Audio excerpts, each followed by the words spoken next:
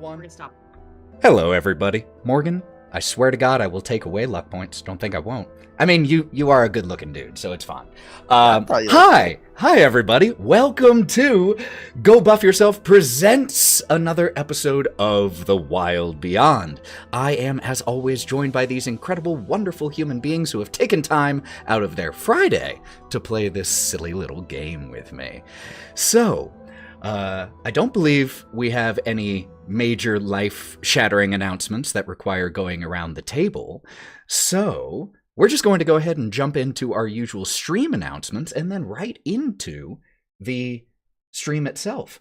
Could someone do me a favor, though, before we jump in and just say something so that I can... There we go. Making sure Discord is working over OBS.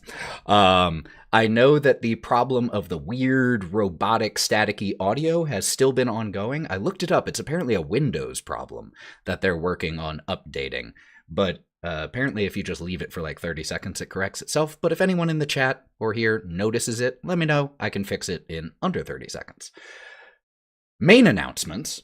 This is an 18+ stream for language, drug use, in and out of character, all legal. It's very legal in the Feywild. Please clip your favorite moments, and yeah, I think honestly, that's really it. If you like this and you want to listen to cleaned up versions, shortened with some of the dead time taken out, feel free to check out Go Buff Yourself. The latest episode of The City of the Crimson Tower is a doozy, so enjoy it. But we're going to go ahead and run that sweet, sweet intro video so we can get back into The Wild Beyond.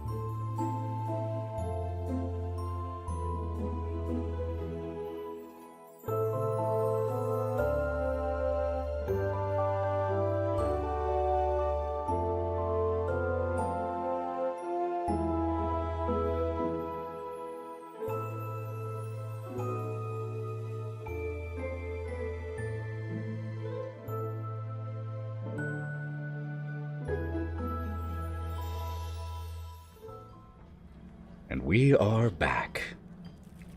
When we last left the wild things, the 6 of you, 7 if you count Cork the intelligent warning sword, 8 if you count the Blink Dog Rune, who has been working with you all. But you have been on the hunt for a creature called the Snark. You first got a contract to hunt this creature from the sheriff of Vale's Crossing. But then, you also had other incentives for tracking down this creature, from getting revenge for a slain Blink Dog, rescuing, potentially, a captured Blink Dog named Odie, and also you found out that the Snark's horn has magical properties that are very similar to that of a unicorn, which means it should, in theory, be able to be used to create a Leafy Stone, a necessary key to pass into the Winter Court's realm of Yawn.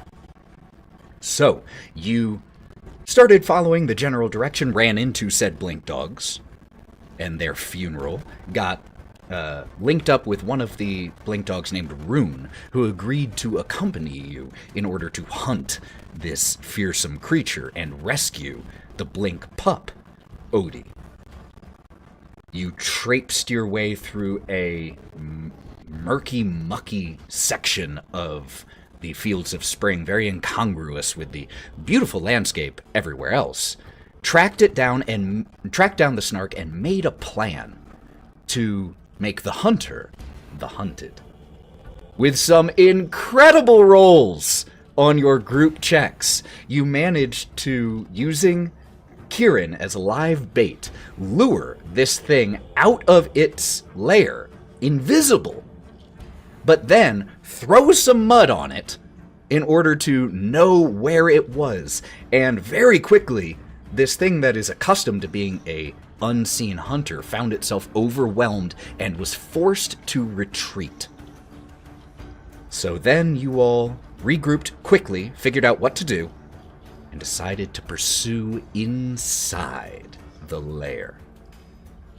And so it was that we left with you all pushing down into the wet, mossy cave, with Wraught pulling out a goblin flamethrower that had been liberated from the now defunct logging camp that you all shut down. And so, the wild things crept through this cave with for those who don't have dark vision, only the small flickering light of the ignition source of the flamethrower to guide you. And as you crept and crept through here, you eventually emerged in a larger circular cavern made of natural rock, where there was a small section that seemed to be blocked by a overturned rock, and from behind it you could hear the whining sounds of a trapped blink dog. But as you noticed that and turned around, the faint light of the flamethrower illuminated some things in the wall that didn't belong, including a streak of mud with several arrows pinpricking it. And then, out of nothingness, a maw of fire opened, and a breath of flame poured over each one of you. We've already dealt with that damage, and we are picking up right in the middle of this action. And when we left, getting the last word, and therefore the first word, Wraught, in response to the fire breath, you wanted to use Hellish Rebuke. I do. Let's do it. And it would needs to make a dexterity saving throw. Dex saving throw coming right up. 10. I think that'll fail. That does indeed fail. And for the first time as sorcerer, I'm going to use a sorcery point to cast Transmuted Spell. Okay. So instead, as she snaps her head towards the source of that fire, I'll go, that was nothing. And then screech at it, and out of my maw comes a jagged bolt of lightning. Ooh, so changing it to lightning damage. Love it! Go ahead and roll that damage since it failed its save. You will not believe that I just got max damage, but there are 2 zeros looking at me on 2 d10s, so that's 20 points of lightning damage. Let's go. And so, respectfully, holy fuck. Bypassing the Snark's innate resistance to fire, as you instead rebuke it with these... Since it was breathing it. It's a wise deduction. This arcing lightning that spreads from your mouth and teeth and channels across the invisible still outline of this thing. And as it channels, you all are able to kind of briefly put together the shape of this thing, and it is unpleasant. But you do notice a horn. It has a horn. Has a horn. So, what we need now that that has been done, this is a fresh section of combat. Could everyone please re-roll me their initiatives and let me know what they got? That 1 for a 5. Oof. That 1 for a 5. How did I get, as a rogue Also with 5. +7, I got 10. Well, thank God for... As a cleric, get higher than the rogue. Thank God for that +7. So you said you got a 10? Well, I think your dexterity is going to be higher than Rune, the blink dog. So you will be going then. What else did we get? I have a 13 and a 10 so far. What about Bodie? Otto? 17 for Otto. 17 for Otto. Nat 1 for Gromp. Bodie? 5. 5. And Wraught? 15. And... Also 15. Joe, why don't you go first? That's how we resolve that nice and quick. So, the PC, or the Wild Things order that we have here is Otto, Wraught, Melon, Kai, Rune, Bodie, with Gromp bringing up the rear. So, Otto. And a snark somewhere in there. A snark somewhere We should in all there. know that Now, Gromp before always takes the rear. Otto gets to go, because Otto got a 17, there is one thing that gets to happen on a 20, and that is lair actions. Because now, baby, you're in its lair. You avoided those at first, but no longer. So, as this lightning courses over it, it lets out this deep thrumming sound. Zoom, zoom, zoom. And the ground beneath your feet starts to shake violently. Could all of you please make me strength saving throws to avoid falling prone? Could I do dexterity? This one is like- specifically listed as a dex save. However, Wait, a dex save or a strength save? I'm sorry. This one is explicitly listed as a strength saving throw. No, that's fair. Yeah, I think that's what it's got to be, just out of fairness. Don't worry, it has lair actions that are dex saves too. Does that help? Does that help? Does that help? Okay. Hands up if we beat 10s. Everyone but Wraught. Hands up if you beat a 15. Everyone but Wraught. Wraught, you fall on your ass because the DC was 15. So I have weak ankles. weak little ankles. Just you were so.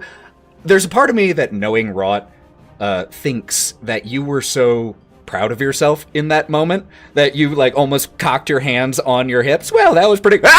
And fall on your ass. So you're prone. Yeah, and if anybody points it out to her, you're getting set on fire next. Now, really quick, I do want to actually. We'll talk about that on your initiative, Wraught, because that's in a second. Wraught, Otto, you were up first, though.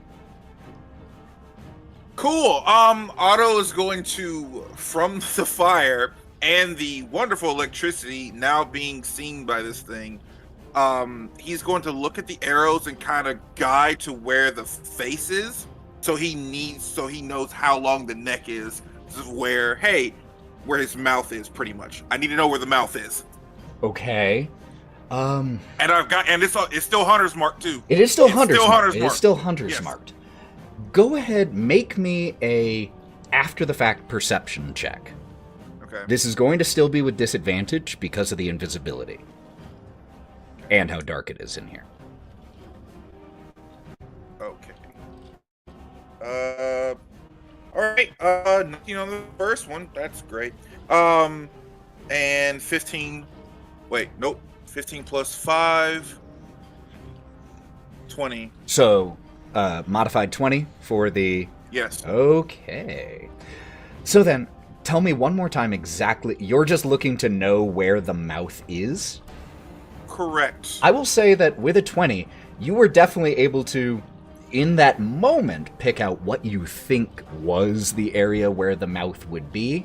However, the lightning has dissipated. It's possible it's moved. But Okay. that is what you're able to glean from that. Cool. So, in that case, we're just going to still hit the body. Okay. Where the arrows are. Oh, there it is. All right.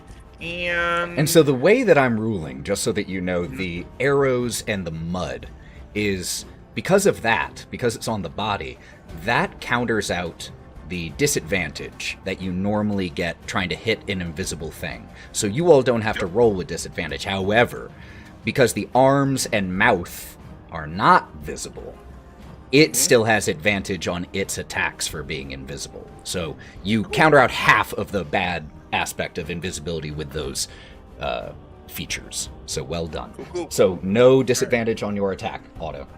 All right. Yep. All right. So 17 to hit. Hit. All right. We got 7, a 5, and a 1. So 17 plus 6 is 13 points of damage. 13 points of damage. Noted. Yep. as you just you just continue essentially doing target practice on this little strip of mud that you threw. Correct. And then I'm going to go to the back of the pack put my back against the wall on the other fucking side. So you can't get behind me, and I'm right on you. Got it. I can cover everybody else. Okay, love it. So you said you're going to the back of the pack? Yes. Got it, 100%. Wraught, you are up. Now, the thing I want to let you know. Hello, Freya. I hear your little clippy toes. You want to come lie down? Come on. It's the blink dog. Give us a dog, Ethan. Yes. Oh, hold on. You want to make a guest appearance, Freya? Come on. Oh, there she is. There's a puppy. Be being played by Freya. Yes, this is Odie. No. But, okay. So the thing to let you know about your flamethrower.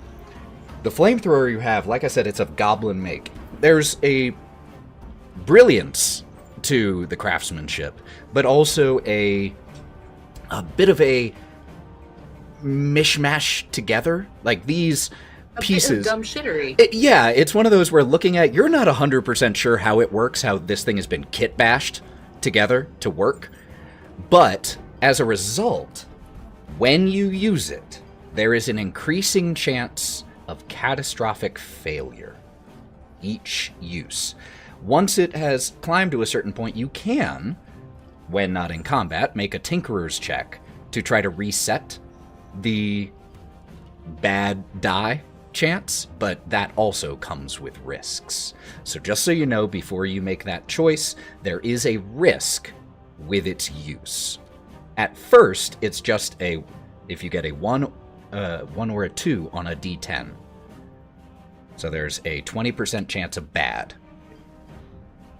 But you are prone, it is your initiative. What would you like to do?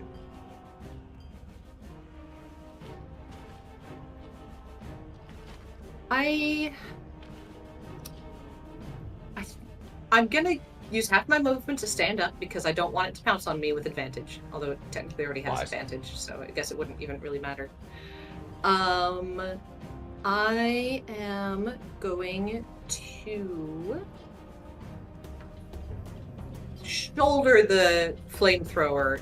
I think that she realizes that using a fire weapon against something that breathes fire may not be in her best interest, and that there might be more reasonable uses of her time and resources. And instead, she is going to just look over at that streak of mud and glare really hard and cast Dissonant Whispers. So, let me check one thing about Dissonant Whispers really quick. Oh, it's a creature you of my don't choice. need to see it. Yeah, it's a creature of my choice. As Very long as nice. Fear. Okay. So, and I think that she's going to hiss at it, Love it. in Draconic. Love it. Just needed to make sure there was no line of sight requirement for that. It is a Wisdom saving throw. Gets an 11. You needed to get a 13, so Yeah, you it did. failed.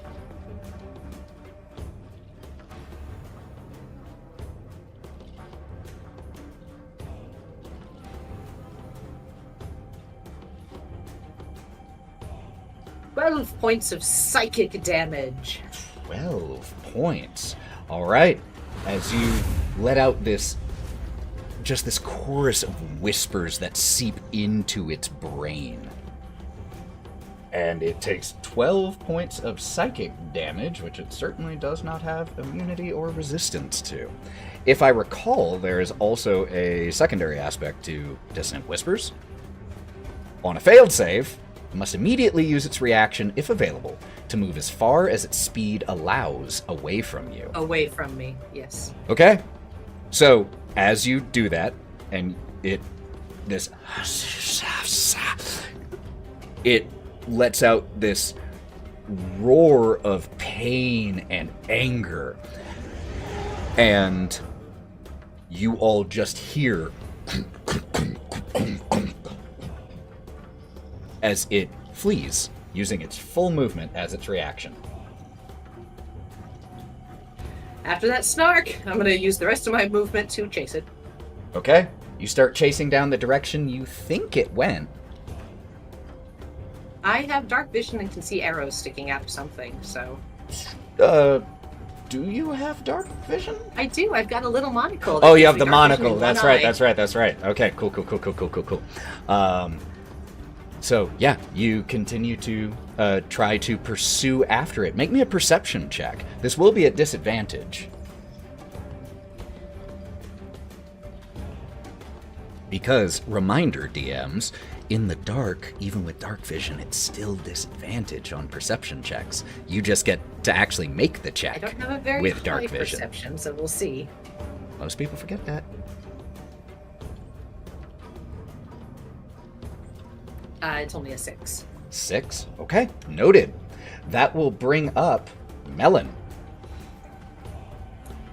I'm a strong and powerful caster. And I feel better now.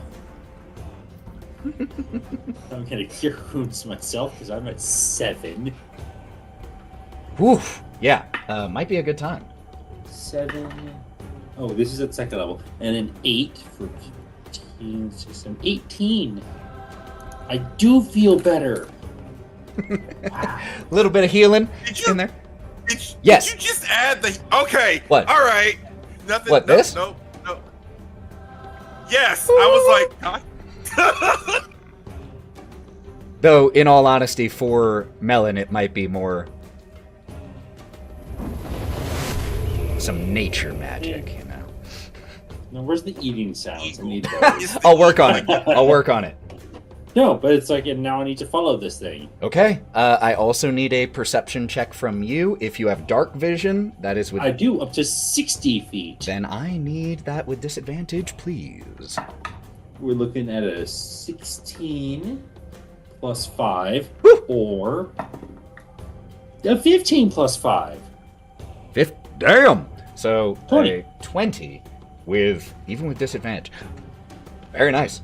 So you manage to spot some footprints that lead away, and you start following that direction. 100%. I've got you'll 35 get feet ahead of of me. movement. Do I run into anything? How much movement do you have? 35. 35? No, you do not bump Oh. into anything. Lame. It's kind of a good thing, because otherwise it would have been in melee range and doing stuff otherwise. Because Yeah, it that's where I was a wanna be, little though. while away, a little distance away from you when it breathed on you all, just like 10 feet. So you haven't quite caught up to it. Is that the end of your go? Yeah, clerics don't get up bonus actions. Okay, then you end of your turn. That brings up the Snark, which is going to make a quick D6 roll to see if it's fire breath recharged. 5 or a 6? 4. No fire breath. Which means that, Melon, you are using your dark vision. You follow these footsteps. You don't bump into anything. So you look up, and just slightly to your right, you see a protrusion in the air, a stick floating in midair, and you realize that it is the shaft of one of the arrows. And based off of the angle, that thing is facing you now. And so it is going to make 3 attacks on you. Oh shit, this hurt last time. This won't feel great. Let's get these. Oh. You're looking for an 18. I broke it. Okay. The bite will miss. The other 2, I got a 21 and a 22 to hit with the claws and the horn. So here comes that. First. Still 3 barbs. Oh, on which one? I guess it doesn't really matter. I'll say, well, do you want to do it on its claws or its horn? It's claws. Claw, okay. And don't forget, you can give advantage to someone afterwards. So who are you giving advantage to? I'll give advantage to Bodie. That was a good use, and it was almost a very bad use because that was so close to a nat 20. And instead is a 2 on the die. So the horn will miss. The claws will miss. Oh, the claws will miss. The horn will hit. Excuse me. So here comes the horn damage then to you, Melon. 14 piercing damage. As you... There's a moment where you could feel the wind of something that was coming by your face. And Gromp, what do you do to make it go from raking its claws across Melon's face to missing by an inch?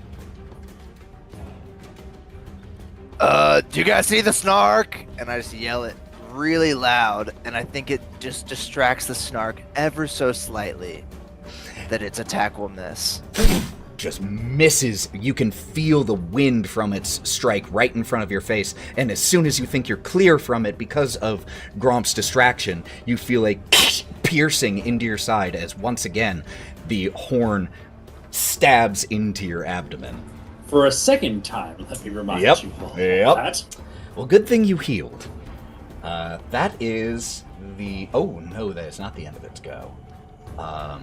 It is then going to provoke an attack of opportunity from you by leaving your threatened space and continuing to retreat down a not narrow but smaller than the big cavern. There are several different branching tunnels here in this underground layer that seem to all reconnect back to the central cavern eventually, giving... It's like the snark, while digging out this layer, gave itself numerous escape and return points, as if it might have planned for something like this.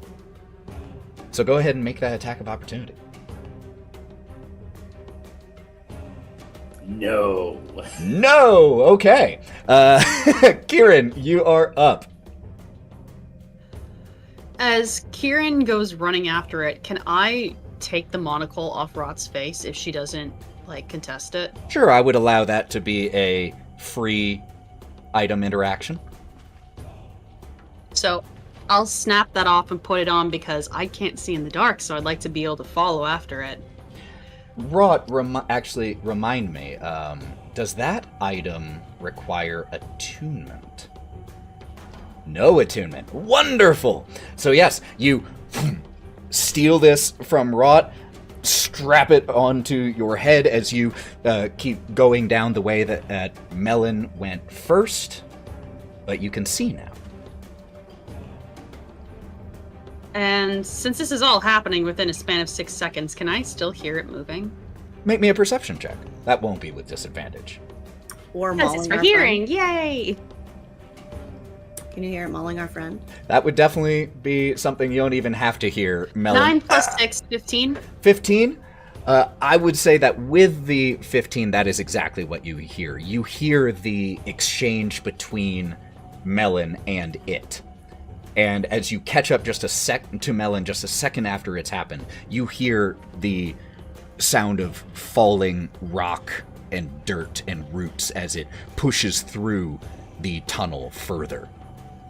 So because I have a normal walking speed of 45, Yup. can I keep trying to catch up to it until I see something that I might be able to fire at? Are you going to use any additional movement beyond your base movement, as in bonus action? Dash. It depends. So if I see it within my normal movement, then I would like to use a bonus action to duck behind a rock to use the hide so I can fire at it. Okay. But otherwise, it just So depends then, on... Make me a perception check with disadvantage to see, after your first 45 feet of movement, to see if you can see it. Or see anything. One was a 20, but the other is an 8 plus a 6, so that would 6. be a 14. Let me do this.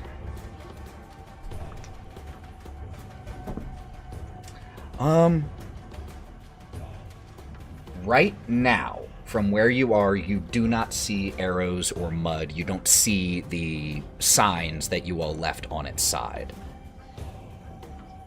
You see, with a 16, though, you do see footprints continuing that direction. They are lighter here, harder to notice than they were out in the mud and muck. But you can make them out, and they clearly do continue that direction. Do you want to keep moving that direction? Is it like a tunnel? Yes.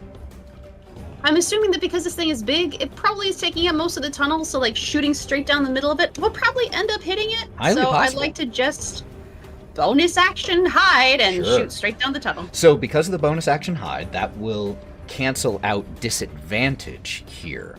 So go ahead and roll normally, and I am going to roll to see if it is still in the line of sight from where you are shooting. Be an 8. It is in your line of sight, so you fire and you do hear a as the arrow makes contact, but isn't enough to lodge itself into it and deal additional damage. And then you just continue to hear the of the steps. He'll yell back to everybody else, "It went down this tunnel!" Rune is then up. And pull up my little blink dog stats here. He is infinite in every stat. He's the If- goodest boys. If only. Okay. Ooh, yes. So, what happens? Because you moved 45 feet. Rune was basically right next to you, and he's just been keeping up with you. I still smell it. And then suddenly, Rune disappears, and you see Rune down the hall, down the tunnel further, about another 40 feet. As it then lets out a snarl, rears up, and starts trying to rake at where it thinks this thing is. It is going to make... He's going to make one attack. That's all he has. 4... That is a 16 total, which beats its AC. So it is going to... Rune is going to do 1d6 plus 1 piercing damage. 5 piercing damage. And you just see as Rune rears up and his front paws land on something, though you can't see it because it's invisible. So you see as his weight and then ripping, tearing, biting, and it pulls away. And as Rune pulls his maw away, you can see there is bloody flesh hanging from it. That is for my sister. Bodie, you are up. Question. I have something written down called Blessing of Blink Dog. Yes. I think that's a teleporty thing. And how do I use it? It has 3 charges, and using it is just a bonus action. You can choose one of 3 things. I assume it's not understanding or reading Sylvan. No, I don't care. So you could gain advantage on one perception check of your choice, or teleport yourself up to 40 feet to an unoccupied space you can see. I'm going where our friend went. I want to follow. So, interestingly, your movement, if I recall, is only 30 feet. Yeah. You are a humanoid turtle, after all. Oh, no, I clicked on Melon. I was like, 35. I'm no. enormous. So 30 feet. Rune's movement was 40 feet, which means that even executing this, you will end up 10 feet farther back down the hall. But here's the thing. Then I can use my movement. That would put and you... then- No, that's even including your movement. All 70 Oh. feet. But here's the thing. Oh. Rune traveled 80 feet and got in front of the thing. So if you travel 70 feet, And flank it? you will be directly behind it. Yeah, we're going to go ahead and do that. So, Oh, don't worry, guys. I go... I got it. Whoa. I got it. Come on, Cork. and He's you say, gonna- come on, Cork. Master, this is a bad idea. Attacking things we cannot see, but swing me in front of you! And swing it. All right. As fast as turtle. No disadvantage. Go ahead and roll. And since you're flanking with a +2. 22. That'll hit. Yeah. And it's so hated. Yeah. Oh, I rolled a 1 on that, so I only got a 6. So here's the thing, though. This only had 5 more hit points after Rune's bite. So could you please... Okay, can I flavor it? Oh, flavor Okay. away. Oh, okay. So, Bodie gets this idea, and he sees Rune just book it, right? And then the sucky teleporting thing, and he goes, Oh yeah, guys, I got it! And he goes to reach for Cork, and blinks into the space, reorients himself, and then says, "Cork, get ready!" Tosses Cork up in. I'm ready, Master. Up in the air, and then he grabs him and then he swings it in an arc down as hard as he can, shifting his entire body weight 90 degrees. And as you feel the cork make contact with this thing,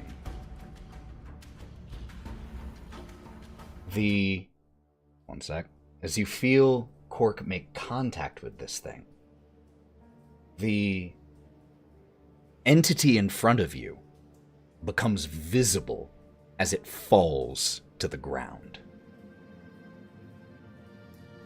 And as the snark falls dead in this tunnel with Rune panting over its corpse, what you see is the snark is misshapen. It has a huge mouth with a jutting lower jaw that comes out far too far. And nothing about this. A lot of the reason that organisms look the way they do is out of evolutionary necessity in some way. Camouflage, mating, hunting, any of those things. But this is a creature that lives invisible. So there was no evolutionary concern with aesthetics. It was all pure utilitarian function. And this thing is a huge blob with these relatively small legs, all things considered. A horn that sticks kind of out from the center of its head. The eyes, it has eyes all over its body. And they're not evenly placed, just one here, one there, one here, one there. There's no pupil, they are just these large orbs, white, like a dead fish's eyes. And as it falls to the ground, it kind of deflates. Oh, I drooled, making that sound. A lot. Someone will clip that. Jesus. Look, dedication, Foley work is not a clean thing, okay? We get messy here. But that place is disaster. but you just hear as it falls to the ground, as it deflates almost, like a whoopee cushion, and just is now just a thin, flat thing on the ground. Kieren. Who was able to see that? Like, is it... Because I know that Kai was at the end of the hall. Is anybody else behind Kai that could have seen that? Did something just happen? So to ask who could see that, I would say Melon, you, Rune, and Bodie, and Cork. Because Kai's gonna shout, "Holy fuck! Did everybody see that? Because holy shit, Bodie, that was sick." I didn't see anything. Well, that was sick. Bodie's just standing over the body. He wipes the blade of cork on his pants and slings him over his shoulder. I just watched this living creature reduced to a deflated balloon. No juices are coming out. It's kind of weird. It is no better than it deserved. Look at it, man. Don't speak ill of the fucking... look at what he had to work with. And Cork, at this point... Cork has been speaking predominantly in Bodie's head, but right now, out loud, all of you hear, "There are probably more invisible things in here. Look! There's something moving behind you. Kieren!" It's Kieren fanning himself a little bit like, wow. I've never been attracted to turtles before, but dear God. Kieren, I do not mean to alarm you, but there is a large, furry thing approaching from... Oh, it is Melon. Yeah, Cork. Oh, no, I'm going the other way because I heard, like, puppy. Cork, and Bodie's gonna pull Cork really close to his face. Yes, master. I'm gonna need you, babe. I'm gonna need you to simmer down on the yelling that people are behind them, okay? But because Kieren, just Daddy, really quick. keeping people safe is my love language. You could have killed Melon, is what I'm fucking saying. So pick your battles, maybe okay? announce when you're sneaking up behind someone. As Gromp comes running in, because he's been so far away. Can't even believe it. Gromp, do you have dark know. vision? Do you have dark vision? Yes. I come running in with my hand harp held like a sword. Ah! And I throw it at the Snark's body. Take 3 luck points. It!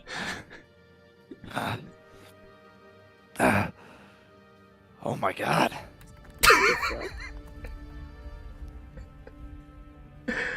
I put my 1 foot on top of it, for I have conquered the Snark. I can't see, but that sounds like bullshit. Okay, buddy. Hands Cork over to you. You cut off his horn.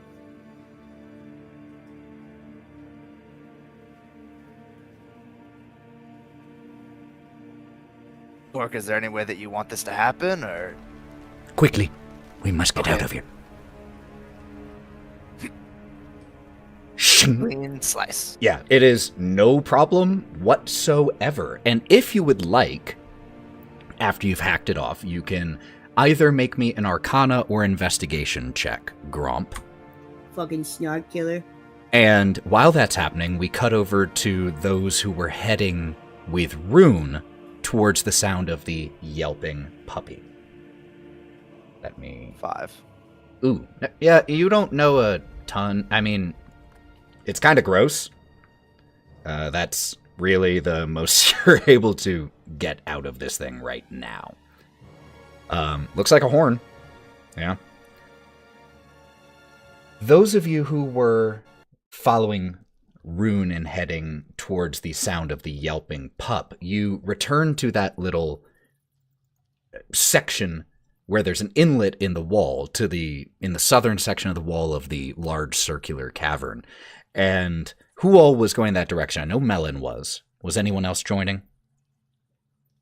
And Kai? Okay. I'm going towards the Snark. You're heading towards the Snark. All right, we'll cut right back to you in a second. Kieren and Melon and Rune, you head that direction, and there's just the hoo, hoo, hoo. And then in Sylvan, Uncle Rune, is that you? Yes, could somebody help move this? As there is a large rock blocking wherever this is.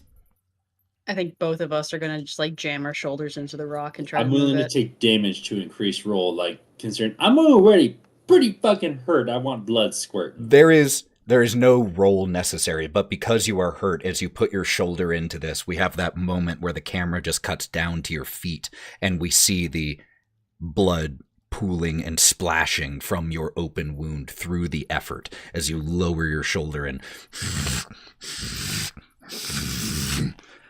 push this rock. And before you're even done, the two of you feel something impact into your side as this little blink dog puppy, probably about 10 months old, comes bounding out. And you would not know, looking at this puppy, that he had just been in mortal danger, because the way that he runs out is very much puppy play bounding, like front paws up in the air and then back paws just doing the seesaw, like jumping around like crazy. Uncle, I knew you'd find me.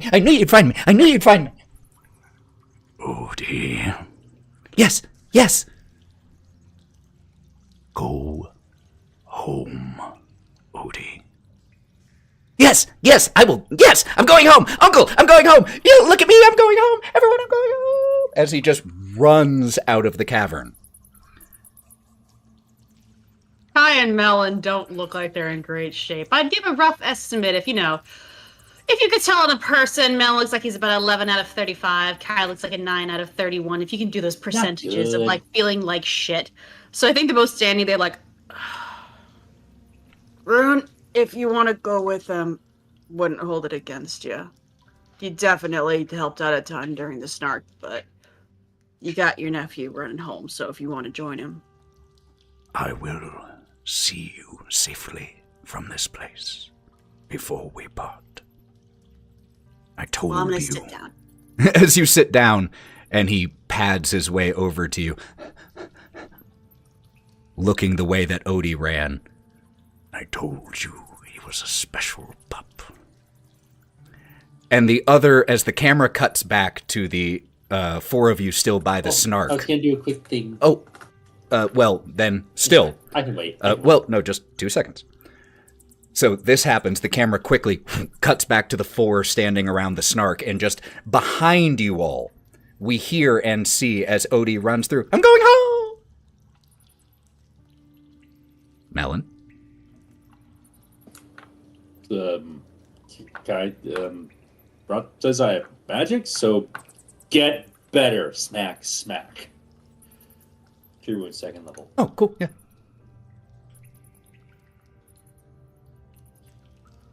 All right, feel free to let Kai know how much that healing is for. Was that what you were wanting to do? 14, and yes. Wonderful. 14 healing to Kai. So then, Thank you. as the camera does return to those around the snark, Gromp still holding this bloody horn. The root of the horn where you hacked it off still has some of this greenish turquoise flesh on it, and the blood that pours from it is this deep greenish blue color as it still just continues to drip. Here you go, Bodie. It's same color as your shell. And here's Cork back too. It's Thanks. a little too gross for me. I'm gonna just go over here. Did he just call me gross, Master? No, man. It's just not you. Well, look at this guy. And he gestures with Cork to the body of the snark. I don't blame him. And then puts Cork back. You comfy? Relatively. Have you thought about perhaps double tapping the snark and stabbing it again? Just to make sure. You never know. I don't want to. You know what? Otto! Otto's already there. Oh, fuck! Otto. Otto, what the fuck? You been there the whole time? Otto takes his sword out and just stabs it. Otto, I already killed it. He's double He's not tapping. listening. He's kind of just pushing it in at this point. He's Just- double tapping. He's Should we just And Let then that proceeds happen? to carve part of its skin off. Bodie looks at Gromp as he does this. I'm gonna A length of a cloak. Fuck off real quick. Let me fucking do this. No, yeah, all you, man. Takes it to a point where it's cloak shaped. Grabs it. And it's got like a couple of eyes left on it. Just dripping. I'll dry this out and make it into something. Rolls it up. I'm gonna go back here. I'm sorry. Rolls it up, puts it in his back. We need to take more of this out so I can show the sheriff that it's dead. Oh, and Bodie puts his hands on his knees and kind of leans over. Man, I thought you were doing some fucking wicked shit. Cool, yeah, no, that makes sense, man. Good job, good thinking. No, this is for me. I'm going to make a cloak out of this. That's a trophy. We killed this thing. This is mine. I'm sick of being prey. This thing hunted me and it's dead now. I'm going to show everything else that, hey, we killed this thing. Anyone that comes to us, we killed the snark. No one's been able to kill this thing but us. And Bodie is going to take Otto, who's holding the flap of skin, I guess, and put him up on the shoulder and begin to walk towards our friends if possible. But he's going to say, he's going to tap him on his bunny leg and say, you know what, man? I'm really proud of you embracing your more primal side, man. As more docile species in society, it's really hard to just be yourself if you got a little bit of that dog in you, you know? So I'm really glad you're embracing that. Be the fucking... You're not just prey, man. Yeah. I'm going to take some of its teeth, too. Can you put me back down? Okay, don't be weird. Put you down and back away from you a little bit. And, Otto, we'll just cut off its whole head. We'll make Melon carry it. Snaps 3 teeth. Yeah, that's fine.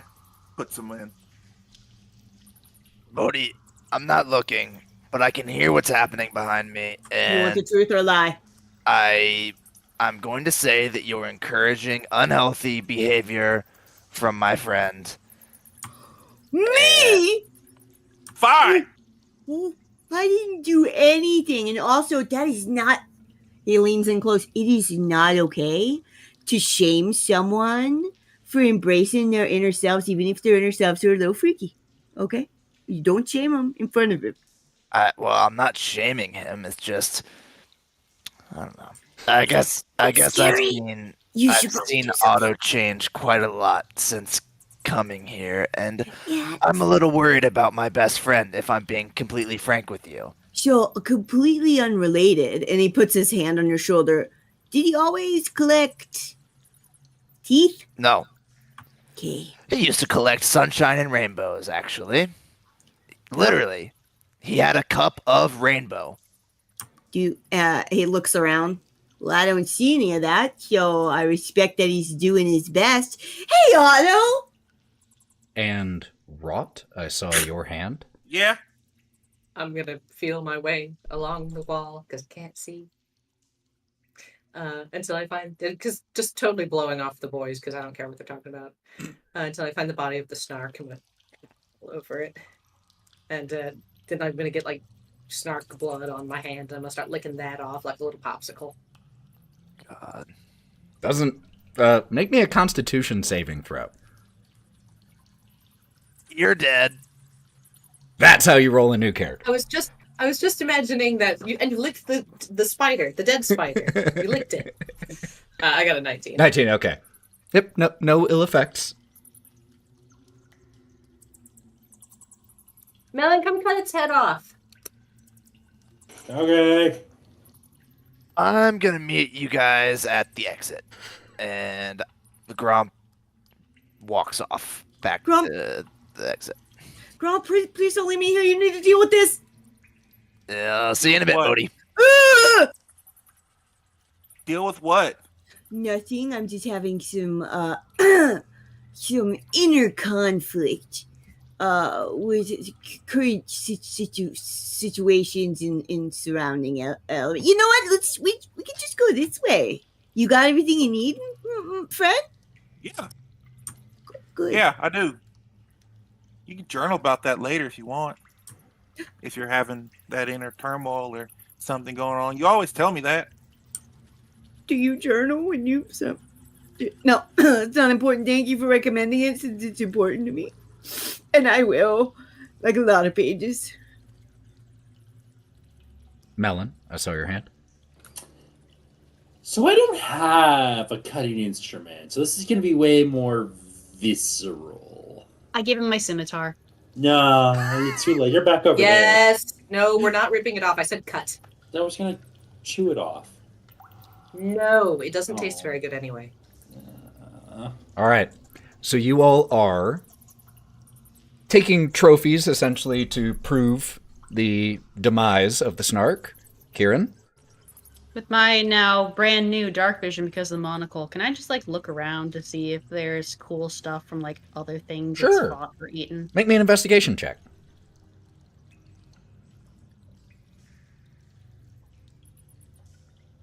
17, 14 plus 3. Perfect. You find a few things. There not in any orderly pile or place. This isn't the type of creature that collects prizes or loot.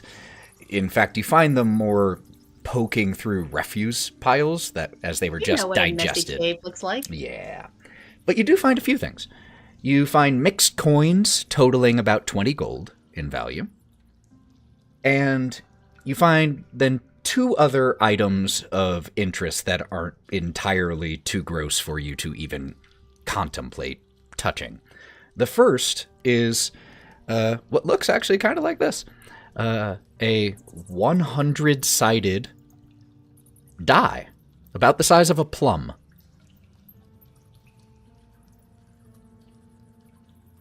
Second thing that you find, you notice because there is a faint...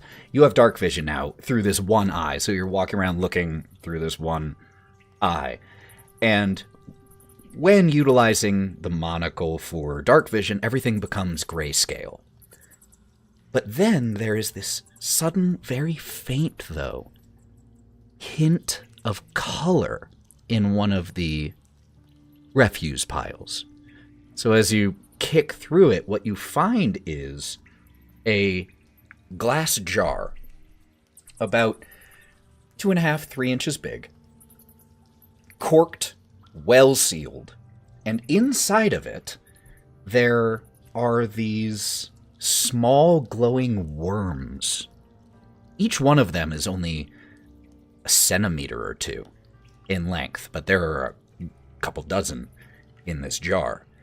And quick question, Kieren, as you pick this thing up, how would you describe Kieran's current mood? What is a dominating emotion? Curiosity, I think. I mean, he's just been healed by Melon. They beat the monster. The puppy's been saved. Yeah, he got set on fire, which is not wonderful, and he hates that, but he's not getting set on fire anymore, so... So as you pick this... Find some cool stuff. He's being like the little goblin that he wants to be, so it's kind of like, huh. So then when you pick it up, as soon as you pick it up and the warmth of your hand makes contact with the colder glass jar, the worms inside change from a relatively neutral whitish light to purple. All of them.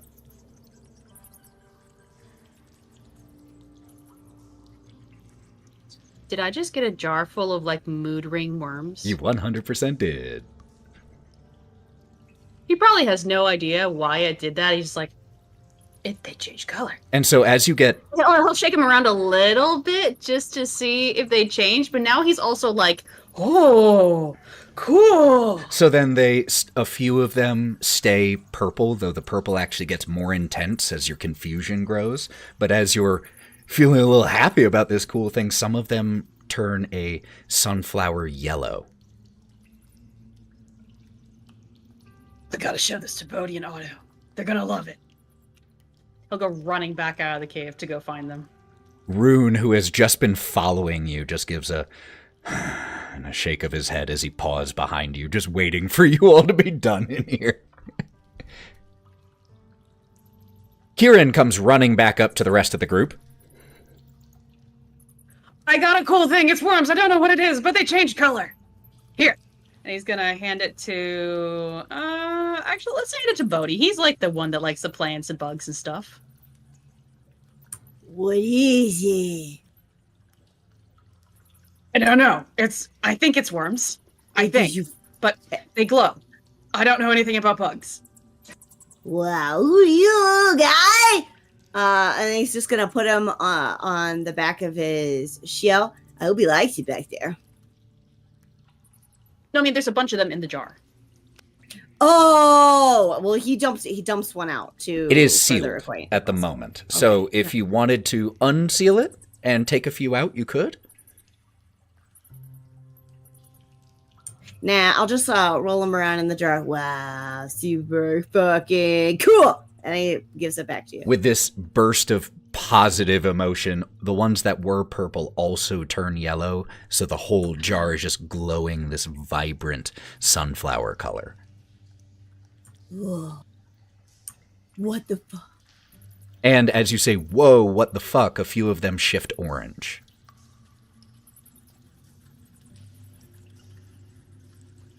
Has anyone ever Wait. seen like a bug like this? Who here spent longer in the Feywild than us? Step on my foot.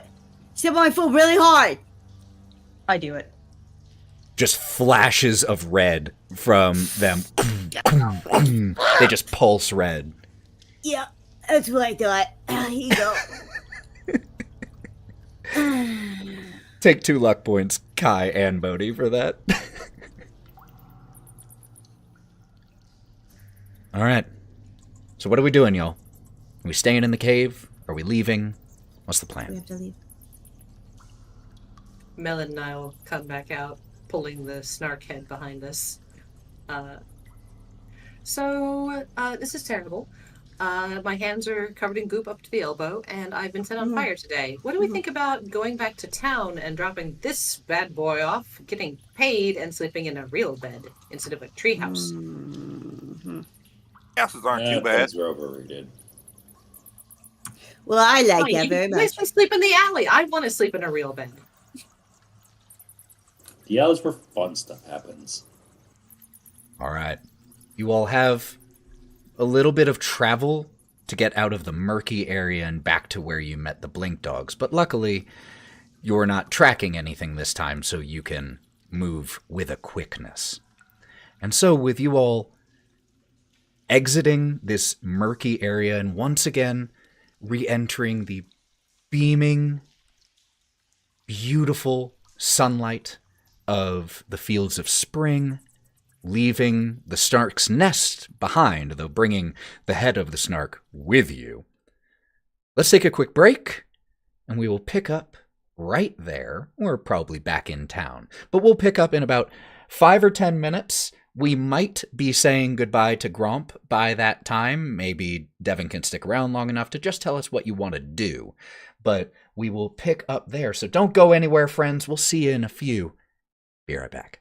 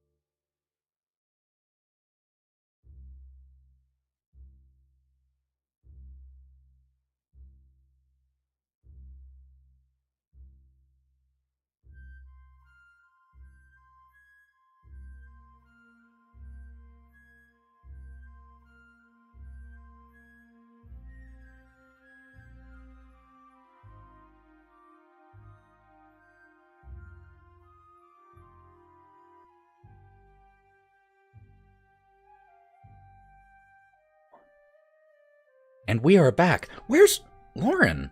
That's so... You should give her a big thank I know, you. that is so irresponsible of her not to you be need to thank here. her. Can you imagine When the not what she being did on for you. this Can earth? you believe Wow. not being at your... Really thankful for her, The honestly. audacity. That's Yikes. grounds for divorce right there. This amazing wife. Lauren, where have you... Had her Where have you husband been? a good old hit. Oh no, she doesn't know we're live. She rage quit. She died. Lauren, She was so embarrassed that she couldn't show face. turn your camera back on. Where have you been? We've been streaming. Where'd you go? You gaslighter. I am totally kidding. My beautiful bride last minute brought me some creative juice at my request, and then I was a total shithead because I'm a total shithead. Thank you, darling. You're very sweet. Appreciate you. She's gonna kill me. All right. Before we jump back in, let me do one thing. Let me just look up one thing, and then we'll jump in super quick. What's good?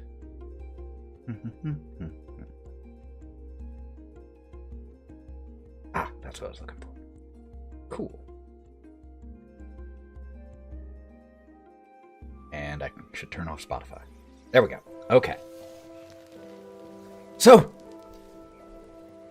you push your way successfully out of the marshy, swampy section of the Fields of Spring and re-emerge into the beautiful mid-afternoon high sunlight. Grass everywhere, flower beds, little ponds and creeks. And you have been escorted this whole way back by Rune, who, on a small hill, says his farewells to you all. Thank you for helping my clan. He would not have found a way out by himself. Is there anything I can do to thank you? Yes. I've never touched a dog before. They don't let me. Can I please touch your cheeks? Would that matter to you? Well, I've never touched a dog before. I don't know if it matters or not. He sits and lowers his muzzle a little bit in acquiescence. Put both of my hands on his cheeks and kind of smush them around just a little bit. As some blink dogs are incredible creatures, but at some point in their history, they were dogs in more respects than currently. And as you do this, just some ancestral part of Rune can't help but have his mouth open wide, tongue loll out, just get a big blink dog smile as you are rubbing his puppy cheeks. I saw several hands go up at that. Yep, that mattered. Oh, That I do. mattered more than No, I I'm thought just it would. Kieren? But in all honesty, I don't think we're going to be spending a lot of time here, so there's not a lot we could ask for. But for those that are, there's a couple of kids that are hanging around at a giant tree. Little Oak, I think it's called. I have heard of it. If you happen just to be in the area, just keep an eye out for them, or keep an eye on them. I think they've had a little bit of a rough time sometimes. You helped look after my pup. I will help look after your pups. Fair trade. I think that's fair. Can I lean into Rod? Hopefully not literal pups, because I don't know where those fucks are. We don't need to talk about them. Otto, I saw your hand. Otto's gonna go and hug the doggo and ask him a question. Hey, so You're from the Feywild. You've noticed that things have been different, right? Yes. Yes, they have. Would you like to help be able to change things back to the way they were? Cocks his head, one of his ears flipping up as he does so. We're trying to make things right here. This land is hurting. I can start to feel it now. Every time that we help somebody or do something nice, it feels better. But I know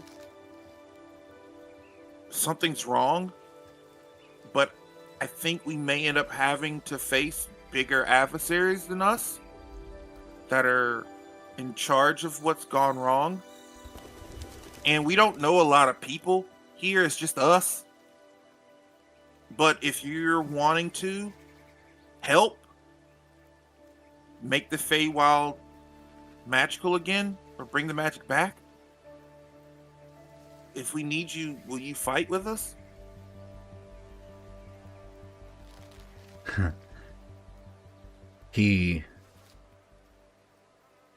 His response is incredibly pragmatic. It depends on the wisdom of the plan. In my sister's absence, leadership of the clan has fallen to me. If I Thank fight, goodness it wasn't to Odie. he has time, still, barely grown into his paws. If I fight, I risk the safety of my family.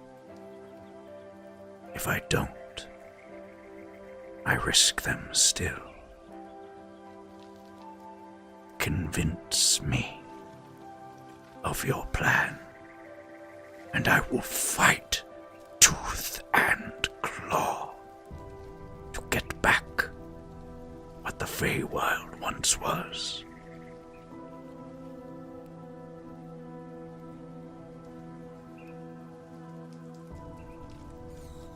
We're gonna find out what happened to the king. We have to stop these witches. This coven of some sort.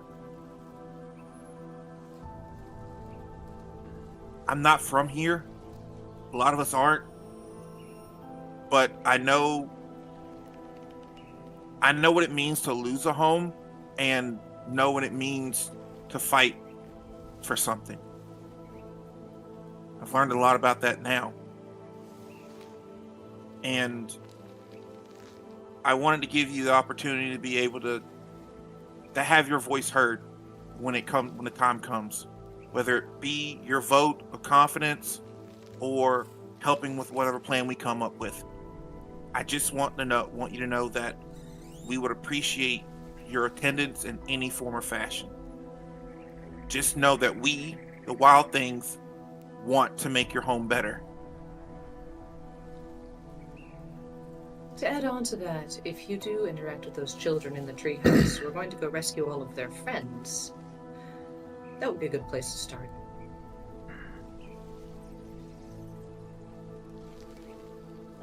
You all have proven yourselves to be on the side of good. But Make me for right now, a persuasion check, Otto, with disadvantage.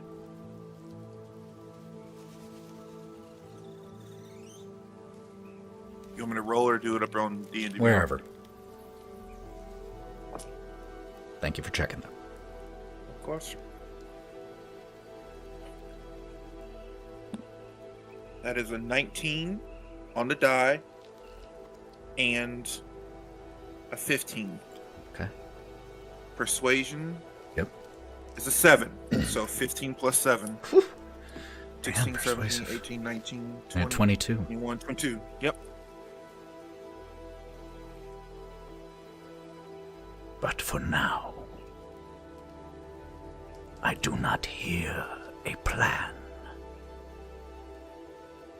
However, when you have one, come back here. I will have eyes watching this hill once a day to watch for you. Come back here and either wait or shout, and if your plan is sound, then I am with you. For now, be safe. The things at work here are bigger than snarks and lost pups. Turns and just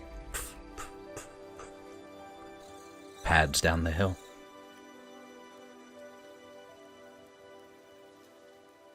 Well, it wasn't a no. Yeah, it wasn't.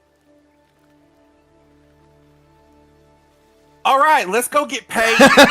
And we cut from that scene to the outskirts, just half a mile or so from Vale Crossing. Gromp? As we're walking, Yeah. Gromp has been noticeably changed after seeing Otto cut the hide off, after seeing Wraught lick the blood. If it's okay with you guys, I might need some time to think. Would you guys meet me back at the Unicorn's Island? I can go there for safety and sit, think, try to find myself again. I'm worried that this isn't... I don't know if this is me. The killing and the hurting, it's hard.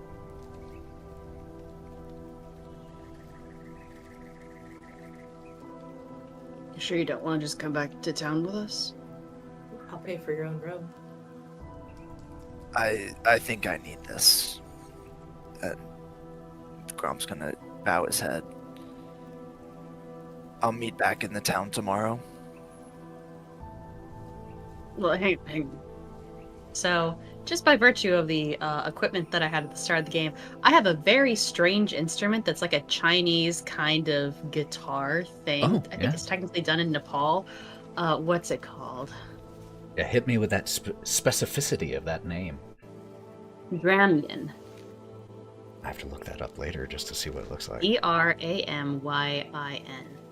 And somehow he's had it in his bag the whole time. You'll just never question that. He's gonna pull it out because, I mean, you've lost a couple instruments along the way. I mean, for something to do. Because these keep breaking on you, and it'll probably be able to hit things better than your harp would. Thank you, Kai. And one more thing, I'm going to reach up and put my finger right between your eyes. Just think my name and I'll be able to hear whatever you want to tell me. As long as you're on the same plane of existence. I will. Hey, bud. Hey. You good? Yeah. I'm good. I think we've gotten a lot done, and there's a lot more to come very soon. I think this time will be good for me.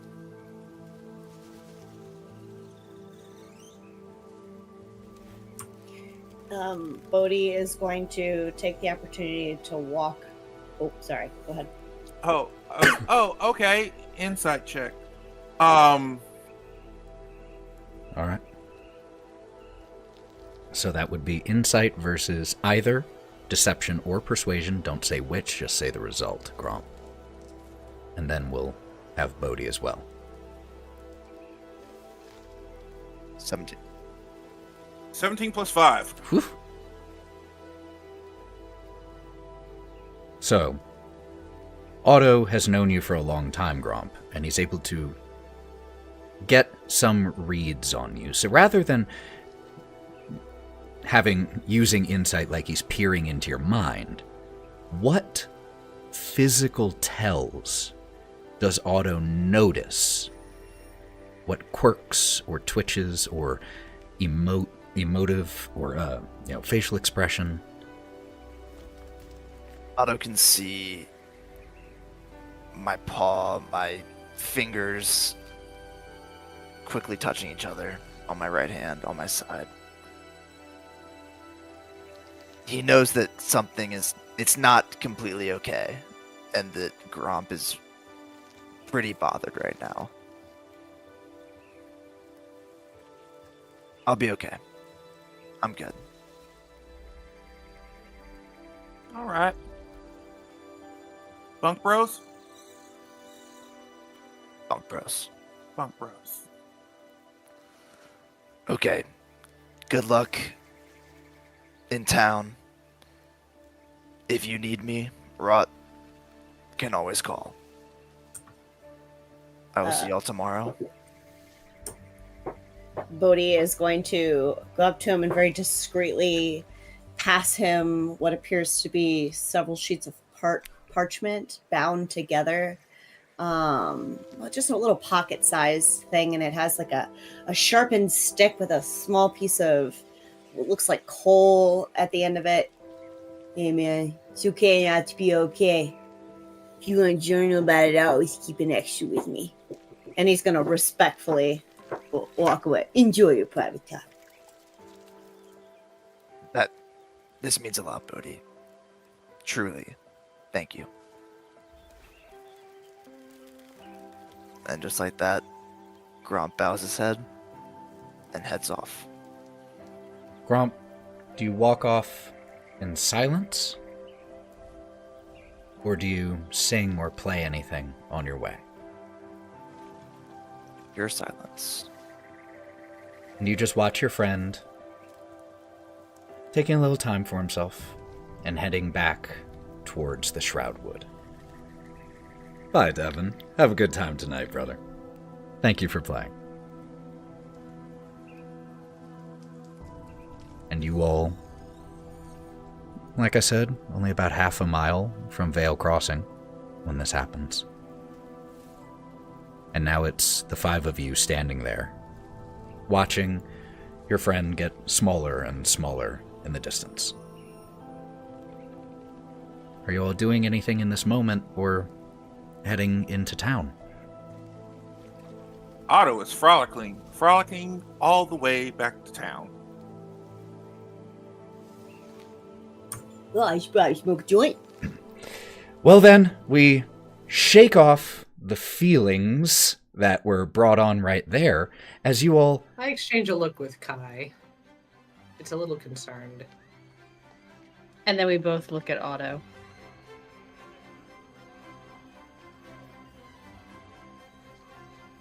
We'll leave it at that for now. And you all return to Vale's Crossing. It is just as beautiful, vibrant, lovely, and welcoming as you remember. There are dozens upon dozens of people in the main square here from all different planes of existence. A few who look like they probably, or actually a lot, who look like they probably didn't originate in the Feywild, but have, kind of like you all, found their way here by one means or another. There is, in that town square, still that statue. That green statue of Oberon. And so, now that you all are back, the town is active and alive and ready for you. Where do you all head? Do you want to get paid first? Bodie, do you and Otto want to go tell whoever it was, I don't think I was with you, The sheriff! about Goblin Camp? Wait. And Kai and Melon can go drop off the head? No, you and Melon go drop off the head. Hang on. Kai's gonna talk to a man. Kai's gonna take the mushrooms, the hummingbird ones, off of Bodie's back. Okay, yeah, no He's problem. got a Yeah. day. Wraught, you can talk to somebody later. It's like people are still going to be there. I'll be right back. And he's going to take the mushrooms and go run. Okay, so we can all go talk to the sheriff except for Kai, and then I have to talk to another person. Oh, yeah. Are we getting any weirdness here around the head of fucked up chair? I will say, probably not as many as you expected.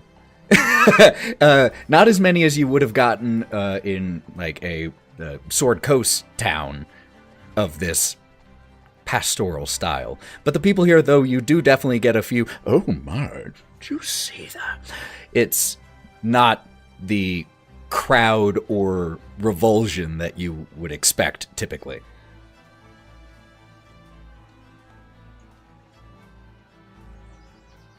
All right, I'm gonna go to the sheriff and turn this in so we can get paid. Sounds good to me. I could use like a sandwich. I don't know. I could eat. I am a little hungry. Why don't you boys go turn those things in? Don't forget to get paid for the goblin camp. That one I think was cost. The mayor. Snark. The mayor, or whatever. Was it the mayor or the sheriff? Sheriff was the snark. Mayor was the goblin camp. 1,000 for the goblin camp. 500 for the snark. So if you're comfortable with my mouth partially representing this particular entity, then by all means, send us to the mayor as well. All right, so who wants to go talk to the sheriff about the snark, and who wants to go talk to the mayor about the goblin camp? You want to talk about the snark. Yep, because I gotta finish the job. All right, Melon, you've also I've got got the the snark. head. Bodie, where do you want to go? I don't know. I kind of just want to tag along, man. Just support whoever needs support, you know? The boys need so much support. I'll go talk to the mayor. Are you sure you don't need any support? Do I look like I need support? No, but you never really look like you do. That's the thing about strong women. You gotta ask. You asked. I don't need support. Okay, bye! I'll go to the mayor. Incredible. I mean, when she was the goblin, she kind of did, but She also has the goblin flamethrower, so it's pretty good evidence. I will say, Wraught, you take about 10 steps away from where your friends are, and then a thought occurs to you. You spoke with the mayor here, in the town square, not at his place of home or business. And as a result, you don't know where those things are. I'm going to ask for directions. Okay. Not below that. Okay, make me an investigation check. And as you do so, hold on to that number. We also had Kieren running off, where the other three, Melon, Otto, and Bodie, all going to the sheriff's office. Wonderful. Then let's go ahead and I'm just going to roll a die here, see who we go with first. 1 over there, 2 over there. Evens it is. Heading back to the sheriff's office, Bodie, Melon, and Otto. As you return to this small, squat building, still with the sign outside that reads, Sheriff of Vale Crossing. Grim is the single name, 2 M's. And as you open the door, a small bell tinkles from above. kick it open. Kick it open. Then the tinkling actually it turns into a clatter as the bell is ripped from the door frame and clatters along the ground. I'll fix that. Sheriff Graham! You as you head back inside, again, this building is essentially one room. There's that wooden desk and the iron cage that was there, and by the time you're through the door, but because you've kicked it open, Sheriff Grimm is halfway out of his now overturned chair as he sprang up, and he has grabbed what looks like, in shape, a woodcutter's axe, but about 2 times the size, from right next to his desk, as he just and then thuds back, or rights the chair and sits back down into it. Now what the hell's you gotta do opening my door like that for? Killed it! What? We killed the fucking snark! His eyes. Oh, that's my cue. That's your cue for. I'll bring it back behind me and just kind of toss it on the floor. Thud. Sheriff Grimm's go wide. And though he just righted the chair and returned himself to sitting, he slowly pushes himself out of it. Well, I'll be damned. Comes around the desk. I'll be damned. This is what Looks at it. What the hell part of it is this? It's his head, and it's the one Yeah. ugly motherfucker. I know that. Ugh. Goes back and grabs his axe and starts poking and prodding at the head. Hideous thing. Looks even worse than that shit. Well, you got any, not that I doubt you, but you got any proof that this is the Snark and not just some other creature? This thing almost set us on fire. Like, it's covered in eyes. This thing was invisible. We shot it with arrows. We covered it in mud. We tracked it back to his lair. Fair enough, His lair. That was fair a fucking... enough. Hey, Yeah. well, Also, there's a lair back there with a lot of tunnels. You could go back there, and his dead body will still be there with the head cut off. You can't- It's horn shattered, though. It's somewhere. you can't What? blame me for asking about, it's invisible. No one's ever seen it before. It's kind of hard to identify. And then he walks back to his chair, sits down once again, and gestures to the empty chairs scattered around this room. Well, you gotta tell me how you did that. As he pulls out a pouch of coins and begins counting out your reward. Cool. In the most ADD riddled language, he just auto explains everything from start to finish. Bodie, Melon, you two doing anything during this retelling? Nah, he's excited. Let him cook. Yep, we're just standing back there with our arms crossed, like, oh look, it's cute. Oh yeah, tell him, buddy. I mean, there's been a trail of blood the whole way. Is it mine or the Snark's? We don't know. And I'm doing all the full reenactment of like, yeah, we did that. We climbed the tree with that. Wraught did weird thing and all this stuff. And then fucking, it was great. And then, yeah, it was. And that's what happened. So we fade out partway through this explanation, but that is going to be 2 luck points to you, Otto. And we fade from there over to just outside of the enchanted oven. The smells have already started wafting to your nose, Kieren, before you even made it there. That smell of warm bread and maybe even a hint of perfume, or is it just flowers in the air? Hard to tell. But there it is. He'll straighten his shirt a little bit. It has a frosted glass.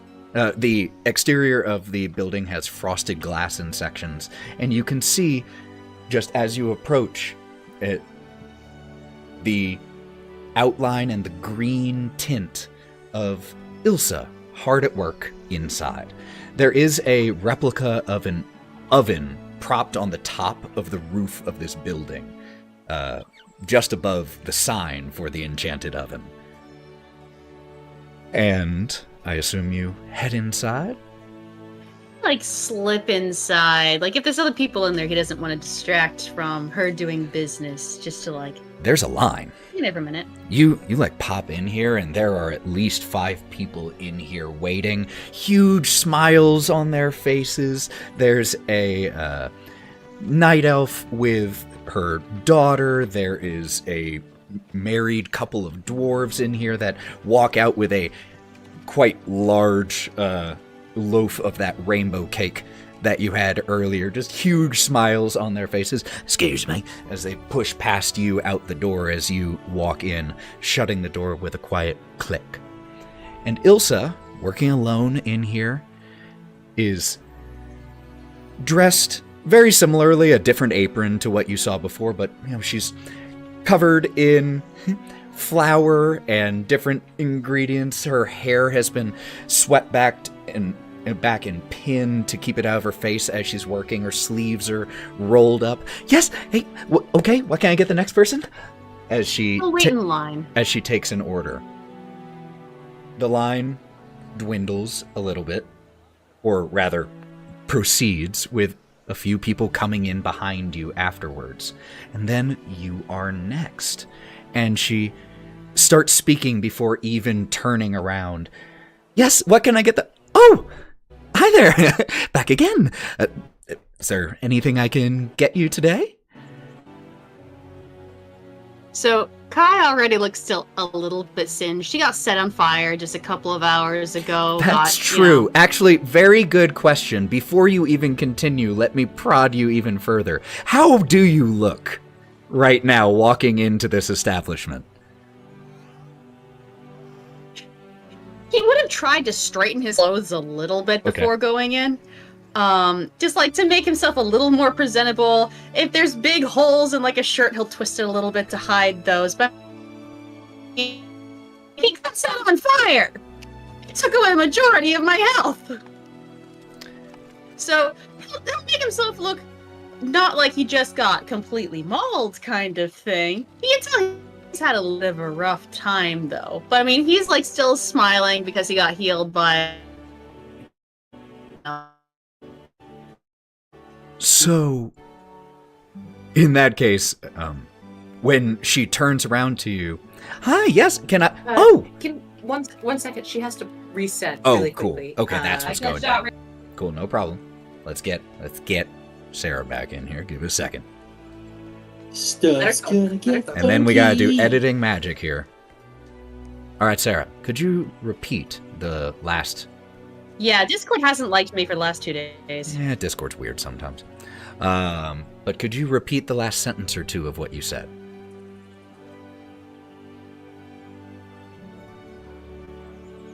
Because, he got set on fire, but he still, smiles and all good because Melon healed him, so he himself isn't in terrible shape. It's just his armor and clothes. And so then when Ilsa turns around to you, she says... They're kind of rough now.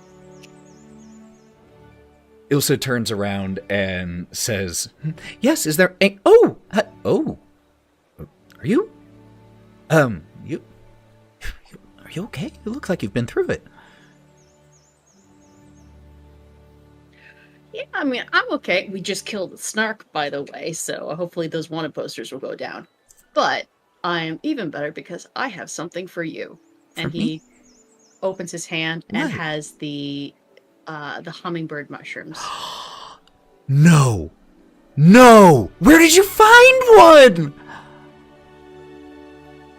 Way out in the forest by a bunch of walking trees. She runs around the counter and just throws herself into a huge hug around your shoulder. Okay.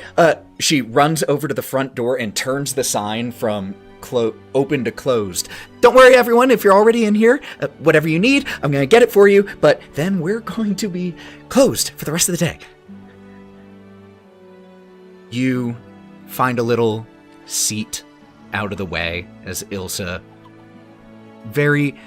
she's an absolutely charming salesperson, and she deals with the last couple, a father and child, tough to tell with Kenku.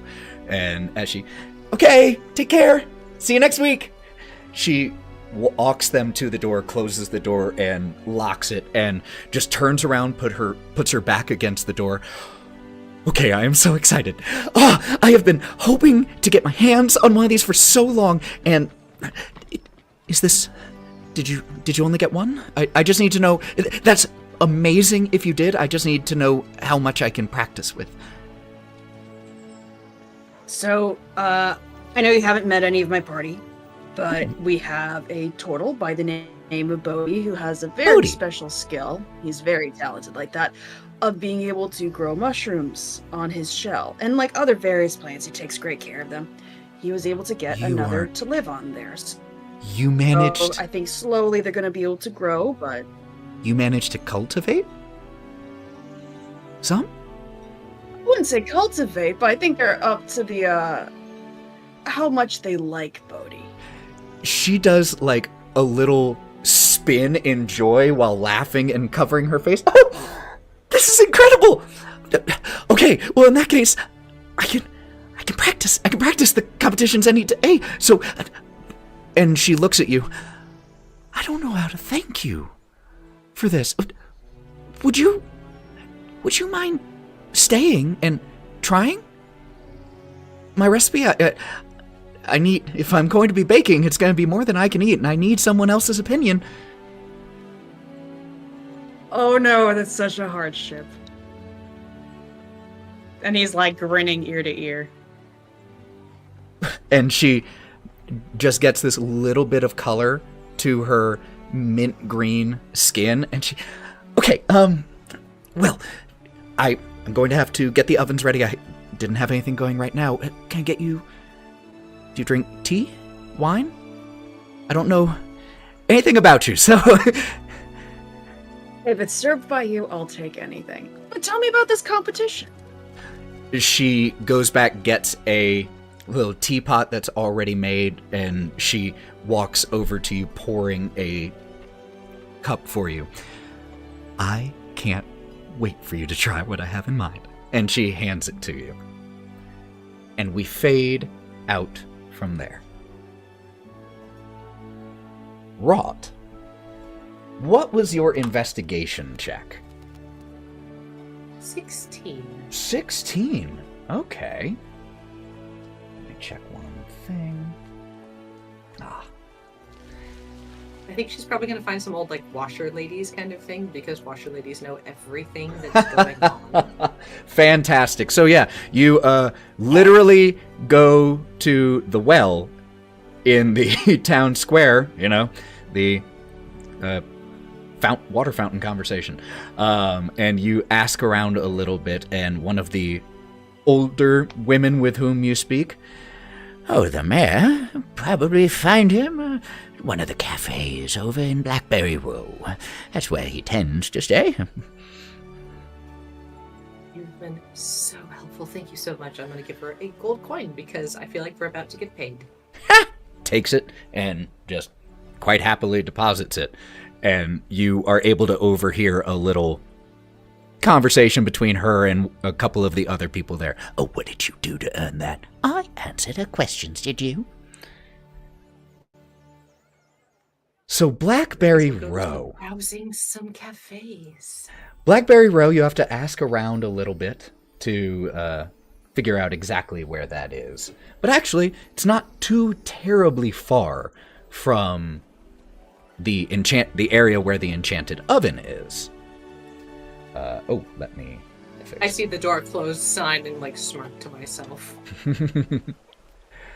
And as you... Let me change one thing with the music really quick. Where are you? You mean I don't get the cute romance music? Oh, you're going to get good music. Don't you worry. It's good music. The mayor's not violently in love with me? Not yet. So, Blackberry Row, like I said, not too far from the enchanted oven, and just a short walk from the town square. Blackberry Row is a part of Vale Crossing. It is a very... All of Vale Crossing is quite beautiful and charming and nice. However, every town, every community has some levels of wealth and status. And as you step in here, it is clear that there is a little bit more money and power that resides in this area. It's a very, very nice area. There are high-end cafes, artisan shops, dozens of other businesses. And everyone here is quite polite and cheery as you walk in and just give you polite nods, a tip of the top hat.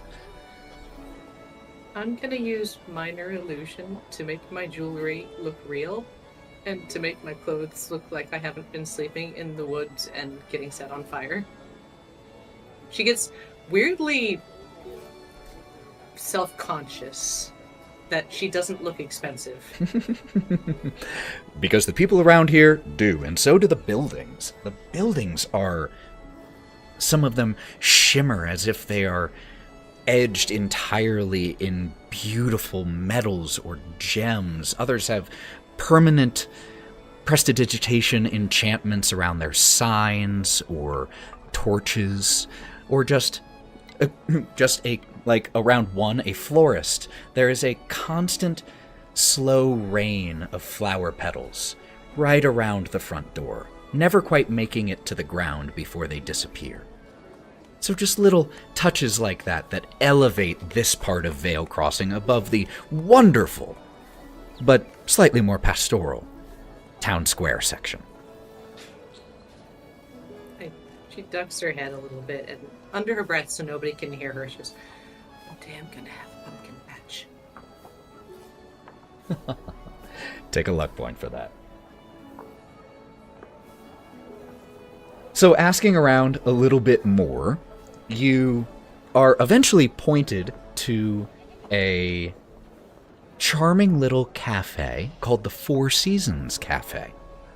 There is the sound of light chatter hanging on the wind as you approach, and the cafe itself is wreathed in vibrant flower displays.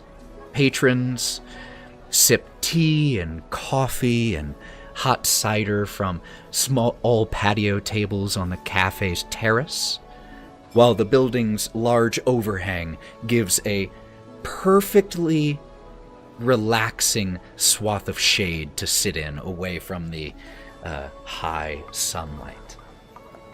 You wouldn't guess these people's children are being kidnapped and forced to work for a hag. As you approach, you do see, seated outside at one of the patio tables, a familiar, plump, balding, orange-skin Eladrin, who you remember as the mayor, though since it's been a while out of character. His name is Voro Tyric, in case that had somehow slipped your mind.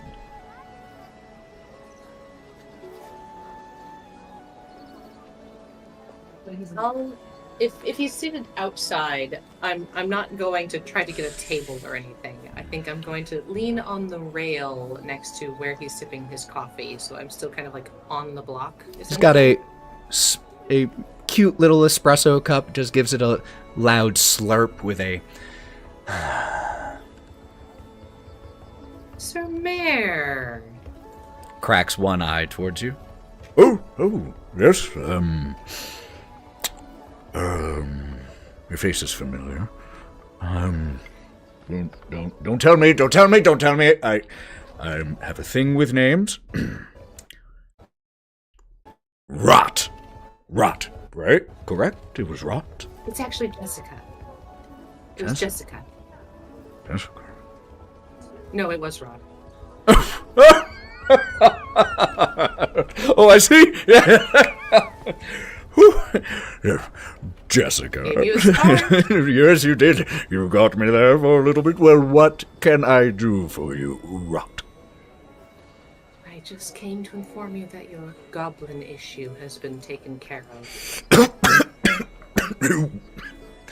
What? How? Competency. And I'm going to reach behind me and like pat the flamethrower. Oh.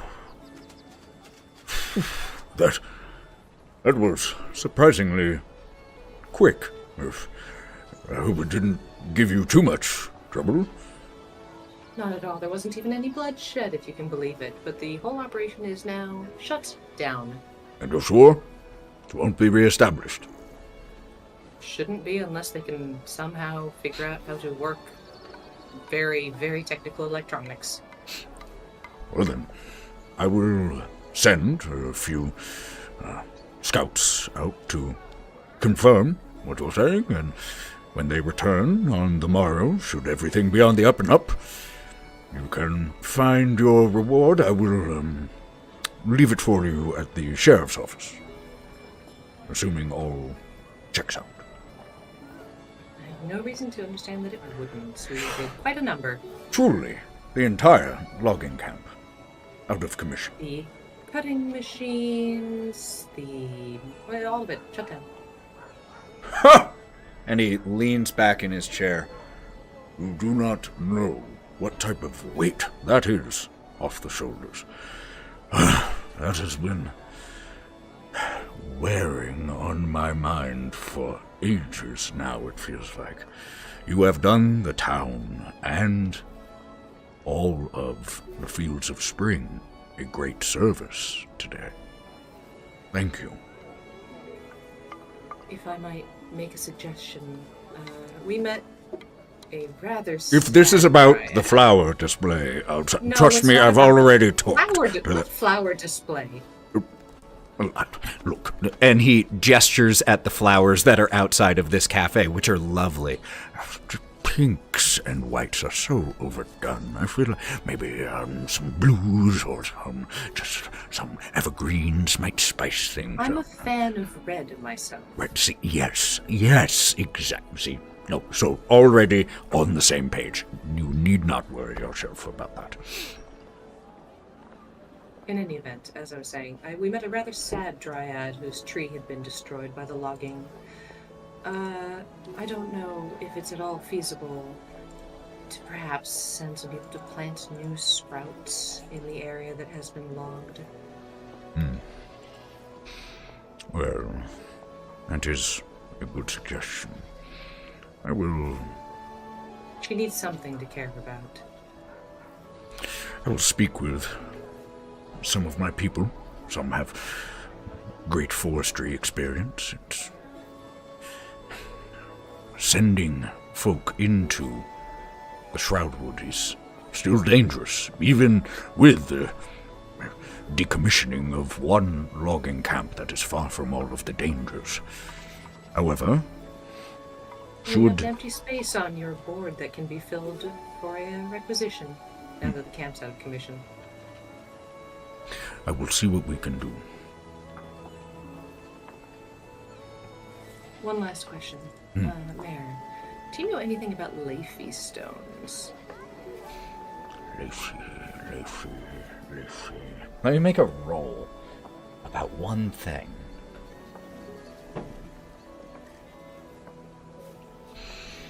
Leafy doesn't ring a bell. Could you remind me? Maybe something will come to me.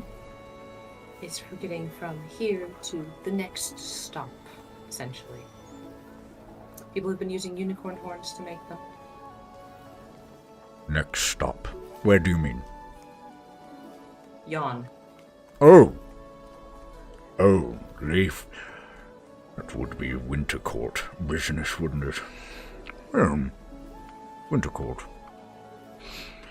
I can't say I know anything about any Winter Court nonsense myself. However, have you spoken with Sam? Blacksmith? He's a... Yes, he was actually my next stop. He is in Eladrin and originally from Yon, so perhaps he would know something of it. In that case, I'll have another thing to talk to him about. So, Sir Mayor, you've been so helpful. Can I Cappuccino. offer you a coffee? I think they Do they make... do they put them in to-go cups? No. I'm a very busy woman. And I am the mayor. I'm sure that if we wish a to-go cup, that can be arranged. What can I get you? A espresso? A tea? Cider? 17 shots of espresso and a splash of milk. And a splash of... Milk. Soy. One splash for 17? Soy milk. I'm lactose intolerant. That was 17, though. Yes, excuse me, as he calls over some poor server who is going to have a very interesting order to fill. We see this little scene with Wraught and the mayor. We fade and we see Bodie and Melon and Otto vibrantly recounting the slaying of the Snark. And we see Kieren sitting with a big grin on his face as Ilsa passes over a slice of a freshly baked mushroom pastry.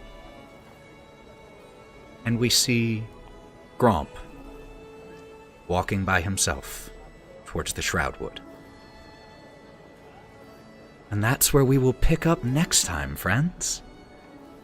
Great, great, great session. Oh, that was a blast. Thank you all. Had everything. It had a lot, didn't it? I mean, it had combat. It had, like, a sad thing. It had flirting. It had getting lots of gold. And it also had... petting dogs. And also, level up, everybody. We will touch base with the players to see what they do on their level up. But until next time, friends, thank you all, the 6 of you, even though 1 is gone, but the 6 of you, thank you sincerely for taking time to tell this story and play this game. When I say it's my favorite thing in the world, I mean it, and doing it with you is my absolute favorite. So thank you so much. And thank you everyone who was here watching live, listening later. Smallville, I want a D&D stream every day. You're speaking my language. One day. We want that too. One day. It's just Lauren can't be in all of them. I can do this every day. I also work hard. So that's fine. You can be in all of them. Lauren needs an occasional break. But until we see you next time, friends, which I do believe the next game we'll be streaming is actually on Tuesday, the 10th, for City of the Crimson Tower, Chapter 10. Chapter 10 on the 10th. So we will be back here for that Tuesday. And until we see you then, take care of yourselves. Do something good for yourself. You deserve it. And stay wild. See you later, friends. Oh, wait. Don't go anywhere if you're still here so that we can raid someone. I want to raid someone and be cool. All right, cool. Love you. Bye. And thank you for the flower power right at the end, Smallville. Bye. Stay wild.